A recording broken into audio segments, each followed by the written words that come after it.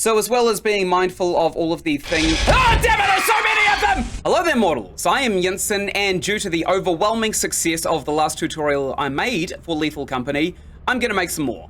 My last tutorial was about the Mimic mod and how you can distinguish them from the actual fire exits.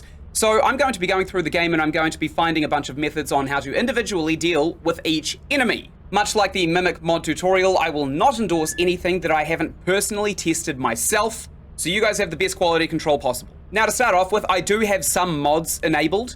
I do not have mods like Brutal Company or Better Company or any of those huge mods that basically change the entire game. I have mods such as changing the pounds to kilograms. I have a mod that allows you to buy the shotgun from the store. And the biggest mod that I installed it for these tutorials, is this right here.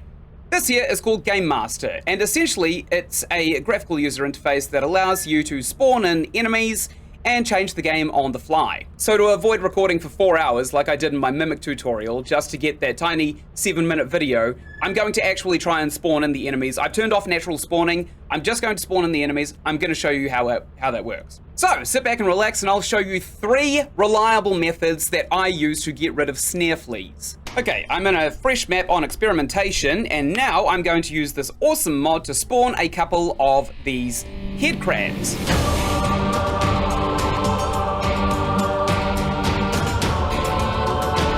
There we go, 1,000 should do it. Now, before I show you any of the methods that you could use to get rid of these snare fleas, I first have to show you how to spot them, because they are kind of tricky. Snare fleas love the darkness. They thrive in the darkness, and they will lay in wait and put ambushes up in the darkness for unsuspecting players to fall victim to.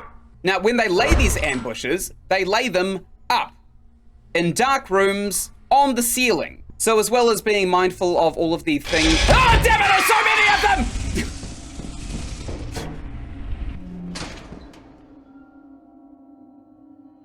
them! You should probably be aware that you don't hunt the snare fleas hunt you. A flashlight is handy. You don't need a flashlight. They love the darkness. Wow, look, there's a few of them right here, I'll say. They don't react to sound, they don't react to your player moving, they don't react to sprinting. They'll basically just hibernate up in the ceiling cavity waiting for you to walk beneath them. Now, since we've spotted at least one of them, I'm pretty sure it's safe to say there's at least one, you need to be able to kite them. And that is a tricky art. Essentially, when a snare flea attacks, it will attack directly ahead of it, and you want to be to the side of it if you are going to engage in combat, which brings me to my first method on dealing with the snare fleas: violence. This isn't necessarily a method that I would endorse ever. In fact, it's probably the most risky and expensive method you could use to take out snare fleas. But chances are every man and his dog is going to first consider the shovel when they are dealing with a snare flea. So what I'm going to do is I'm going to kite it off the ceiling, and then I'm going to lure it into a place with a nice wide area that we can fight in, like this main entrance right here. And we're going to try and kill it with the shovel. It should only take a few hits, but they do get got. There we go! Okay, let's lure it over here, and I'll show you just how risky this is. Let's try and strafe sideways. Okay, I hit it once. Fortunately, I'm playing on single players, so this thing is going to get me to critical health before it leaves. If I were playing on a multiplayer lobby with a bunch of people and I'd just gotten separated, I would be dead here. That would be the first nail in the coffin. It does, however, take 3 hits, so it's pretty lenient in terms of combat. So I like to say that the shovel method is actually not very helpful whatsoever. Which brings me to the second method, which is juking. Let's throw this heap of junk on the ground right here. So in here we're in a pretty good place because we've got a bunch of railing. And I don't know how good your depth perception is, but the height of the snare flea is not particularly tall. A good free and time efficient method of getting the snare flea out of the way is actually fairly simple. You basically want to juke it off its platform, and then you want to run over to one of these things over here that you can jump on. You jump on it, and then it will basically run away and go find another place to put its perch. It'll never try and spawn into this main room right here, but it will go somewhere. I don't know where he is, but that's a problem for a later day. So that was method number 2, just getting it out of the way as time efficiently as possible because you are on a time limit to get loot. The third method is probably my favorite one so far, and it is really easy to do, and it's free. It doesn't matter how many players you have, you don't need violence, you just need to have a tiny sliver of health. We're gonna juke it the same way as we juked it in the previous method, but this time we're gonna do it a little bit differently. So we'll get one of these guys off the ceiling right here, and we want to juke it all the way into this main room right here, and we want to let it ride our face just a little bit. And then we want to exit straight away. Note that I was on critical health because I had already been attacked by a Snare Flea. So if we go back inside, here we go. The Snare Flea is dead. It took no hits with a shovel, and we lost minimal health. I didn't need any people to help me, and the whole problem is gone. That Snare Flea is not coming back. Let's try method number 3 again, because I've had a 100% success rate with this thing. There we go. Let's lure it back into the main room. Hop on! Who wants a mustache ride? Okay. We'll go out, and then we'll go straight back in. Would you look at that? 2 dead Snare Fleas. Now, you can do this indefinitely. I don't know how many Snare Fleas you are going to have on your map, but this method works wonders. Also, I don't know if you've noticed, but every single Snare Flea from that tiny little cluster right there has also moved. Now, there's one downside to this method. You do actually need to know where the exit is.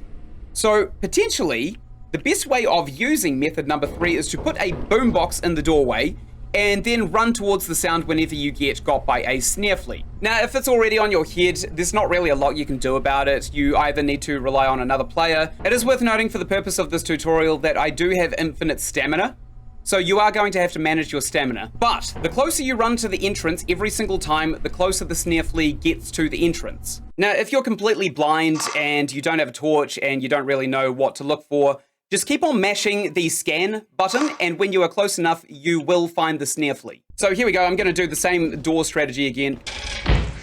And go around here. I'm going to go straight towards the exit. Is he following me? Yes, he is. Oh no, I'm in a dead end. Oh, poof. I've juked it so hard. This thing doesn't know what's going on. Well, I suppose there you go. Method number 3.5. Drop them off of the ceiling and then jump over them when they attack. Oh, that's just dirty. I love how they actually predate the doorways. Ah! I just got jump scared. Okay, we'll try and lure it to the entrance over here. Hop on my face! Hop on! There we go. And it is done. Great! Look at my collection of dead Snare Fleas. Anyway, that's it. I've given you 3 and a bit tips on how to deal with the Snare Fleas. Number 1, shovel. I would never recommend. It costs 30 credits. And you lose all of your health. Of course, if you are playing with friends, then method number 1 is almost certainly going to get you killed. If you are not with anybody else, if you are playing with somebody else, then they can pick up the shovel because you drop your items when you get snared, and they can hit you in the head and the Snare Flea will come off. But it is highly unlikely that you will encounter this problem in the first place, so I just don't recommend violence at all. Tip number 2 is to juke it and get it out of the way because you are on a time limit to find scrap. And method number 3 is to force it outside into the deep depravity that is the real world. And of course, tip 3.5, which is jump over its attacks and then leave. Which, funnily enough, I didn't even know was an option until I did it in this recording right here. So there you go, bonus tip. I think just before I sign off, it would probably actually be in our best interest to read the Bestiary entry for the Snare Fleas. Sigurd's danger level, 30%. Scientific name, Dolus scolopendra. A very large arthropod of the class Chilopoda. Its body produces a silk which is primarily uses to propel itself to places where it is concealed. Its exoskeleton is somewhat fragile, and they can die from long falls. The Snare Flea does not produce venom, nor does it have a strong bite. It makes up for this weakness with its ability to tighten itself around a large prey to suffocate. The Snare Flea thrives in the dark, warm areas. It cannot survive low temperatures and generally avoids open air and sunlight. Take the rats outside or just beat the hell out of them. I think their insides could make a good milkshake. Huh? Revolting! Right up here, you are going to find the playlist for Lethal Company, and right up here, you're going to find another playlist that I think you'd really enjoy. And of course, just down here, that's my subscribe button. If you do that snoot, then your click would actually go a long way to helping out my channel, because I'm tiny, and your click actually matters. And until I make the next episode, thank you so much for watching, and goodbye!